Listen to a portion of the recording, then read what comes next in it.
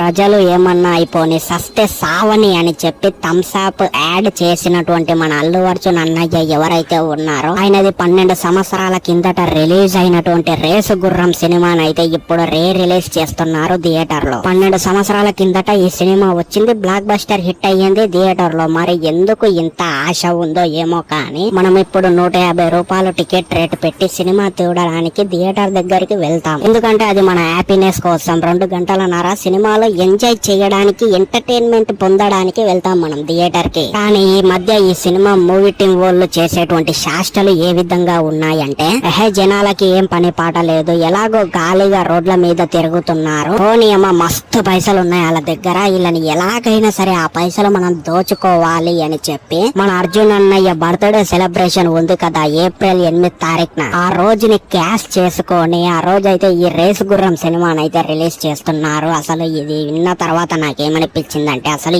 ఏంద్రా నాయన ఇది, కోట్లు డబ్బులు తీసుకొని థమ్స్అప్ లు మజలు స్ప్రైట్లు అన్ని ప్రమోట్ చేసుకుంటా యాడ్లు చేసుకుంటా జనాలని ఎడ్డి గొర్రెలని చేస్తున్నారు. జనాలని తాగు అన్నట్టయితే ఆ యాడ్లను అయితే చేసుకుంటూ వెళ్ళిపోతున్నారు ఫ్రెండ్స్. మరి వాళ్ళు థమ్స్అప్ స్ప్రైట్ అవి తాగుతారా అంటే వాళ్ళు తాగరు. అదే విధంగా వాళ్ళ కొడుకులు ఉంటారు కదా వాళ్ళని కూడా తాగిపోవారు. జనాలని మాత్రం తాగండి అని చెప్పి ఇండైరెక్ట్ గా చెప్పకుండా యాడ్లు చేసి అయితే ప్రమోషన్స్ అయితే చేస్తుంటారు వీళ్ళు హీరోలు. అసలు వీళ్ళని హీరోలు అనడం అంటే నాకైతే ఇంకా పిచ్చిలేస్తుంది ఫ్రెండ్స్. ఎందుకంటే వీళ్ళు రియల్ హీరోలు కాదు, మన అమ్మ నాన్నలు రియల్ హీరోలు. అలాంటిది మనం వాళ్ళని డేకకుండా ఈ హీరోలని థమ్స్అప్ యాడ్ చేసి జనాలు ఏమన్నా అయిపోని అనేటువంటి హీరోలని ఎందుకు సపోర్ట్ చేసి వాళ్ళ బర్త్డే రోజు సినిమా రిలీజ్ అయితే ఎందుకు వెళ్తున్నారు అనేటువంటిది అయితే నాకైతే అసలు ఏం అర్థం అవ్వట్లేదు. టికెట్లు పెట్టినంబడే బుకింగ్ మై షోలో ఉంటుంది కదా, అందులో అయితే బాగా బుకింగ్ చేసుకుంటున్నారు. అసలు ఏమనాలి ఇలాంటి వాళ్ళని. సో ఇక